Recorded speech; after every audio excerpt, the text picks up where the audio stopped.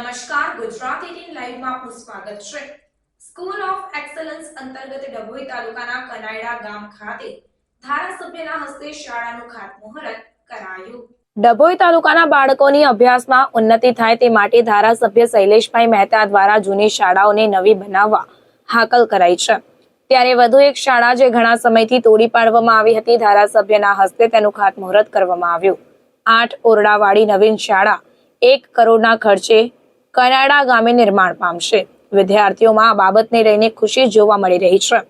School of excellence અંતર્ગત સરકાર જૂની શાળાઓને નવી બનાવવા જઈ રહી છે। ડભોઈના કનાયડા ગામે છેલ્લા 3 વર્ષથી તોડી પાડવામાં આવેલ શાળા ઇમારતને પ્રથમ 55 લાખ મળ્યા હતા, પણ ભાવ વધારાને કારણે વહીવટી મંજૂરી મળી ન હતી।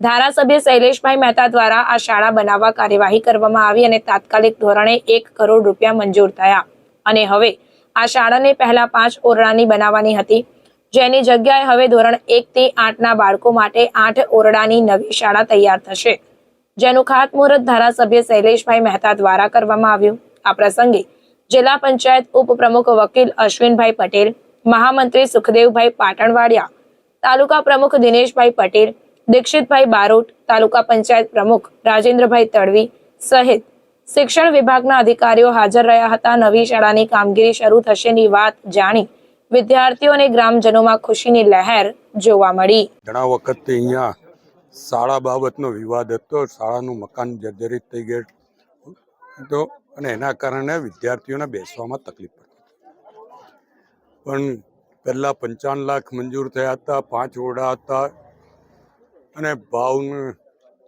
કારણે કોન્ટ્રાક્ટરો ટેન્ડર ભરતા નહોતા।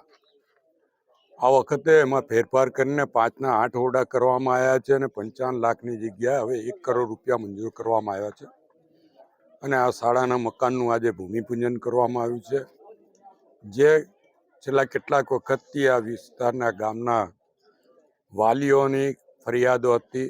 એ ફરિયાદોનો આજથી નિકાલ આવશે અને આ ઝડપથી આ મકાન પૂરું થાય અને વિદ્યાર્થીઓ ફરી આ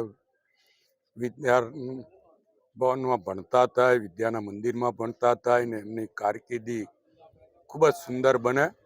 કનાયડા અને ડભોઈ તાલુકાનું નામ અહીંયાના વિદ્યાર્થીઓ રોશન કરે એવી એમની પાસે અપેક્ષા રાખું છું કે આ વિદ્યાલયમાંથી સારા શિક્ષકો પેદા થાય, સારા એન્જિનિયરો, સારા ડૉક્ટરો અને સારા નેતાઓ ઉત્પન્ન થાય એવી પ્રભુને પ્રાર્થના પણ કરું છું।